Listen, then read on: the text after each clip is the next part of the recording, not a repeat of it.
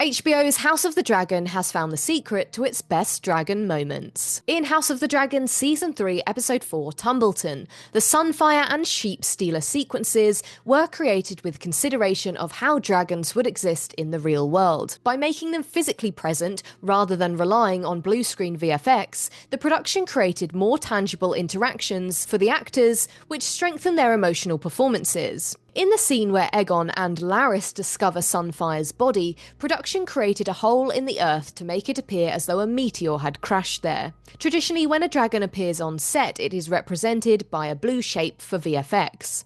However, because Sunfyre is motionless in this scene, the team built a full-scale practical model for Tom Glynn-Carney, who plays Aegon, to interact with. They established the dragon's real-world size and scale, then built the shape in polystyrene before sculpting, moulding and adding individual scales across its head and neck. They also developed a real-world version of Sunfyre's colour, balancing how fantastical or grounded he should appear, while incorporating the dragon's Season 2 injuries, including the damage to half of its face.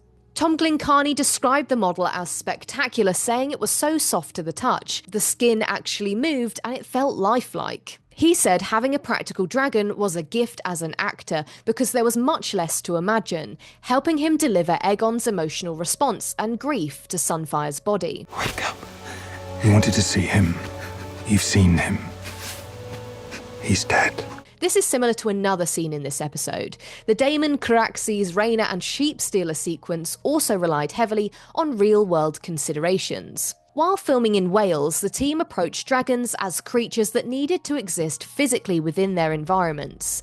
So they decided on Sheepstealer's height, whether sitting or standing, and the scale of his wingspan. Since no existing cave was large enough, they built one in a mountain quarry with a V-shaped entrance and had a blackout construction above it to create the feeling of a real cave. The team then planned the sequence around the scale of the dragon and decided that Sheepstealer would physically crawl to get into the cave. The size of the rock opening allowed for wide shots that would have not been possible on a studio set. However, the challenge was ensuring that the dragons did not overwhelm the emotional focus of the scene, which was an intimate father-daughter moment. Much of the work focused on blocking, including how to film the scene without dragons distracting from the conversation. By treating the dragons as tangible and physical creatures in Episode 4, House of the Dragon allowed its actors to connect with and perform alongside them in a very different way. This helped reveal emotional sides of characters like Aegon and Daemon the audience haven't usually seen. So what did you think of the dragons in this episode? Do you think having a physical dragon actually there on set and having real-world considerations for how dragons would move physically in the space actually aided to the actors' performances? Because I think we got some of the best emotional scenes from both Tom Glynn-Carney and Matt Smith in this episode.